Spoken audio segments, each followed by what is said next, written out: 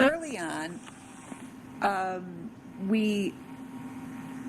was on the committee, a national committee for the equality of men and women, and had several opportunities to speak on this subject. And at that time, we traveled to Europe and other places, and so I picked up several stories and have used them as examples of the transforming power of the Word of God for the men. I would give a talk on the equality of men and women, and several times men would come up, or their wives would come up and tell me instances of how their husbands had responded really to the peace message of the Universal House of Justice. You know, that peace message, it spoke about equality and the station of women and having women's conferences and how to encourage women.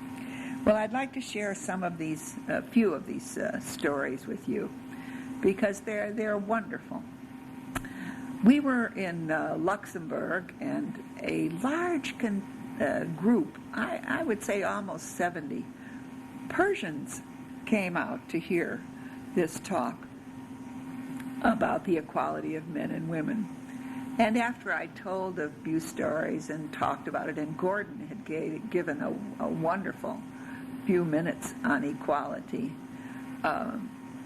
one of the Persian men left the group and went into the kitchen and made tea for 70 people and served it.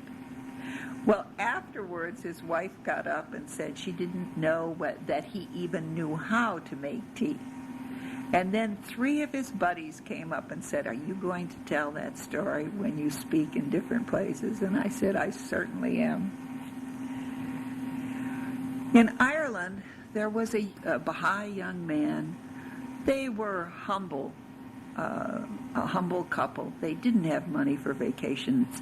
And he was thinking, how could he serve his wife? How could he encourage her? And so he said to himself, we have no money, but he said, you know what I can do? On my vacation, I can take care of the children and allow her to take a trip to her parents and visit her parents. Well, this young man did that. He gave his wife a vacation. When his neighbors, non-Baha'is, heard of this, they said, "You were a fool.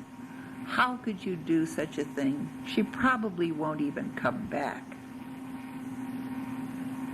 And it was evidence that this did a great deal in furthering and teaching the Baha'i Faith in that neighborhood, because of course she did come back.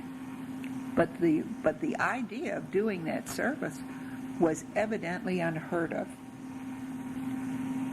Another man in the United States, in the northern part of the United States where I spoke, said that he looked at his family, and they had, I think, 2 or 3 children. And he realized, he said to himself, now my wife is smart. She would do well to be educated. And he said, then he decided he would talk with her and encourage her to go back to school.